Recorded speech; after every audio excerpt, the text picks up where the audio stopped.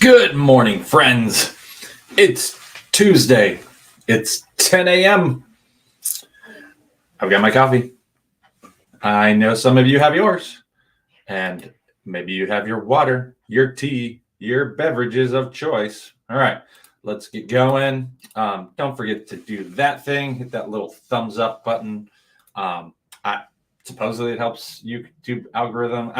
Do we want more people to see? I hope we want more people to see this. Anyhow, let's get some announcements, and then we will jump into Acts chapter 23, verse 23 to the end of the chapter.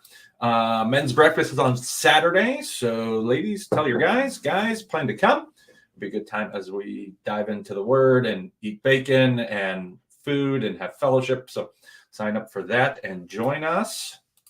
Don't forget that Family Fall Fest is coming up at the end of the month, last Saturday of the month on October 26th from 2 to 4 p.m. And we want your help. We want you to participate.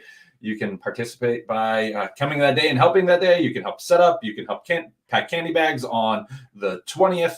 You can do a variety of things. And so please plan to participate and help and pray and invite. So if you have any questions, you can let me know, let the office know. Yeah.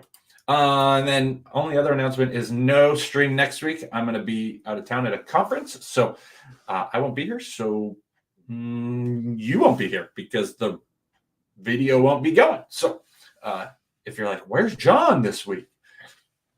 Yeah. So and I'll see you in 2 weeks. And then on that day, we'll do the I'll recap the questions from the Ask a Pastor or Stump a Pastor night at Awana that's happening tomorrow. Got some questions, stacks of them, and there's some pretty good ones in there. And it'll be fun and exciting to let you guys in on what the kids asked. So let's jump into Acts chapter 23, verses 23 to 35, and see what happens in this ongoing saga of the Apostle Paul, like what's happening to him now as a result of his arrest. And let's jump into that. Why is that not working? I don't want you to do that. I just want you to. There we go.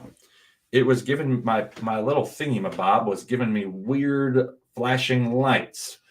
I don't know why.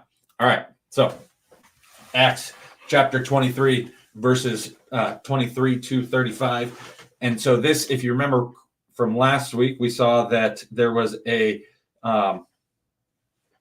plot to assassinate Paul that 40 men undertook and said, we're not going to eat or drink until we kill this man. And Paul's nephew learns about the plot and informs Paul, and then informs the centurion, and then the centurion takes the young man to the tribune, and they inform him of what's going to happen. And so they've decided that they're not going to let Paul just get murdered. And so they decide to send Paul to Felix, the governor. And so they called two of the centurions. So centurions are over... They're over a certain number of soldiers. Centurion comes from the Latin term of, I think it's Latin. I'm pretty sure it's Latin. It's 100. So like they would be in charge of a certain number of soldiers. Whether there was always exactly 100, I don't know. But in this case, it is because there's two centurions and get 200 soldiers, and with 70 horsemen and 200 spearmen, go as far as Caesarea at the third hour of the night. And so they gather the troops, and they're going to leave at 9 p.m. to make a journey to Caesarea, which is a port town up the coast, northwest of Jerusalem. And so they're going to make this journey. They're going to start in the middle of the night, and they're going to march. We're going to see 35 miles, but the eventual goal is Caesarea, which is about 70 miles. And so they're going to provide Paul a ride to bring him safely to Felix, the governor. They want Paul to be in a safe place so that he can stand proper under proper trial, and he is being protected by the government. Sometimes the government can do good things. Sometimes law and order is positive. Sometimes law and order is positive. No, law and order is always positive. Sometimes the government functions in a way that produces law and order, and that's a good thing. The government is not always bad.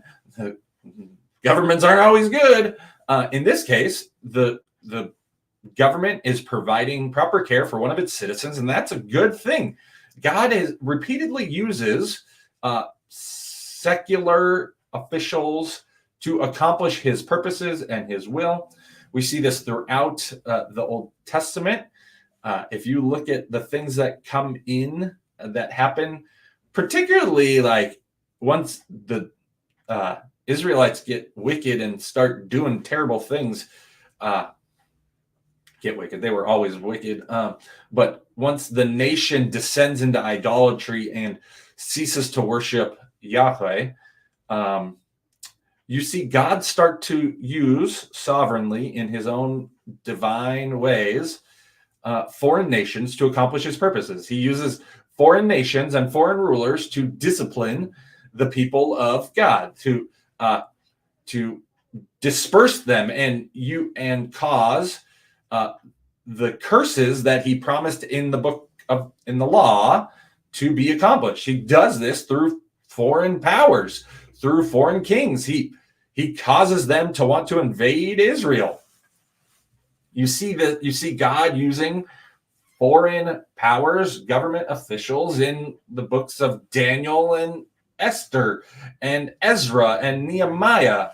You see God work through these individuals to both bring the nation low and then also to reestablish the nation. So if you want to see these things at play, if you want to see God's sovereign hand working through wicked kingdoms to accomplish God's good purposes, you read those books. You read the book of Daniel, the book of Esther, Ezra, Nehemiah, and God is putting his sovereignty through foreign nations on display.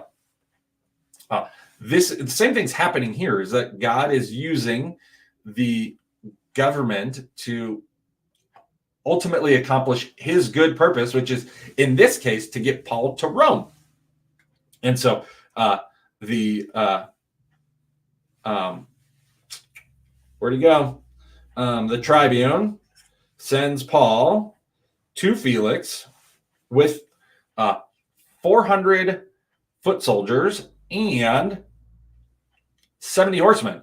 This is a big group. They are taking this seriously. This motorcade is a big deal. They are escorting an important prisoner, and they want to make sure he gets there in the proper place at the proper time in the appropriate condition. And so this man's name is Claudius Lysias. This is the letter he writes, and he sends it to the governor Felix, and he says, "My Excellency, this man was seized by the Jews, being Paul, and was about to be killed by them when I came upon them with the soldiers and rescued him, having learned that he was a Roman citizen."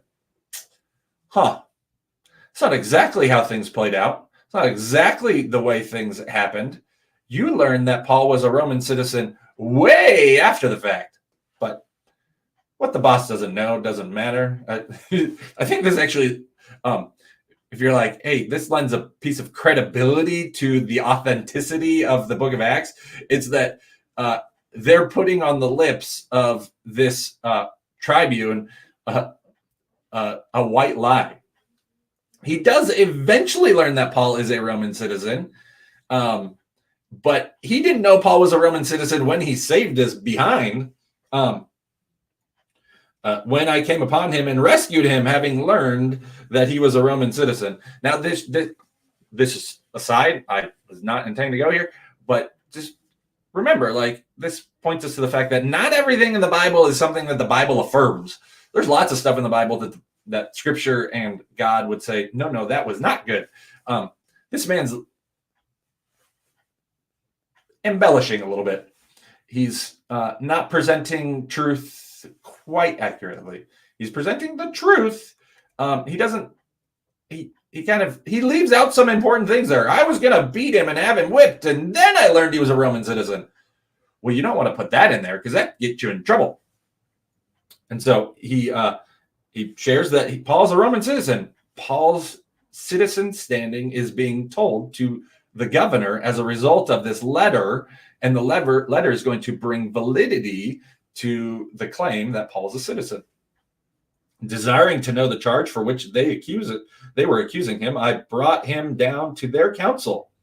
I found that he was being accused about questions of their law, but charged with nothing deserving of death or imprisonment. The Roman tribune is able to see through the falsehoods. The Roman tribune is able to know and discern that this is a sham. He is not worthy of death.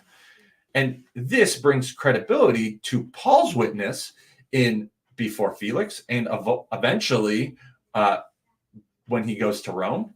This is an important aspect of Paul's testimony, is that he was not guilty of anything deserving death or imprisonment.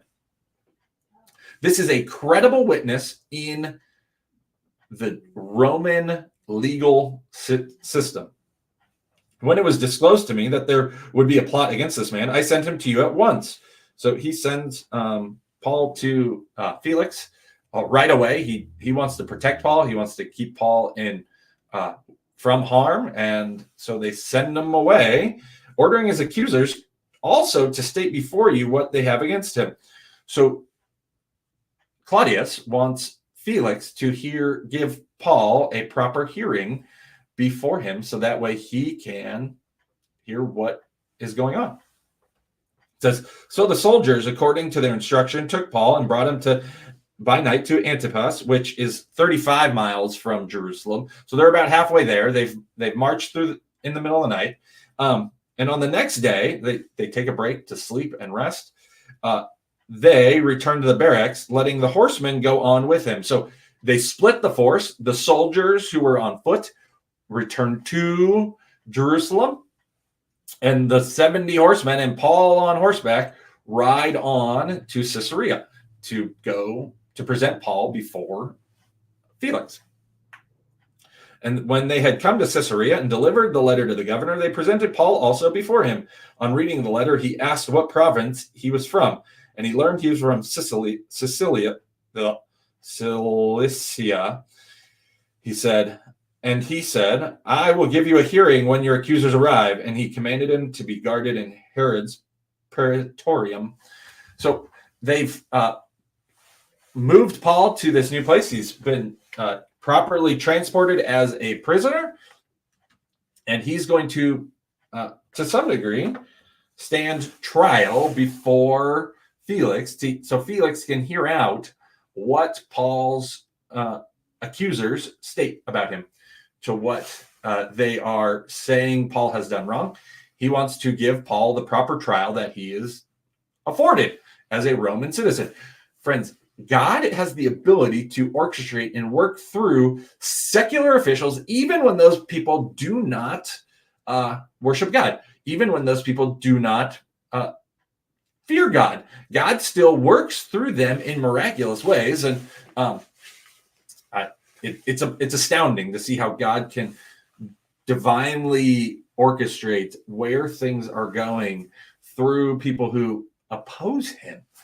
Friends, this should give you confidence that no matter what comes, God is sovereign and in control, and he will accomplish his good purposes.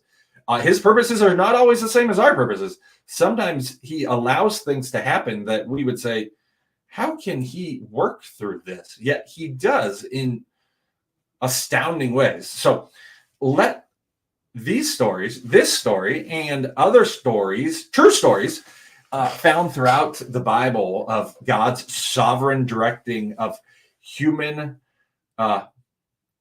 institutions and human powers and humans, cause you to have confidence and not waver in the face of whatever comes. Friends, our God is in heaven and he does as he pleases, according to the Psalms. God is at work, even in the midst of political powers and rulers who don't like God's people. He will still use them to accomplish his good purposes. So may this give you confidence, and may this may this urge you to pray more for those who are in authority and those who serve the people. May they do so well so that we can live peaceful and quiet lives according to 1st or 2nd Timothy. I can't remember off the top of my head, and I didn't write that down because I was not planning to quote it. But may you, with confidence, rest in faith in whatever political circumstances come our way in our coming days. May we trust the Lord no matter what. All right, friends, I hope you have a great rest of your week. Gentlemen, I will see you on Saturday. I hope you'll join us. Ladies, I hope you'll be here at church on Sunday. And I would love for you to be praying and considering how you can help with Family Fall Fest. So hope you have a great rest of your week. If you need anything, you let us know. And I'll see you on Sunday.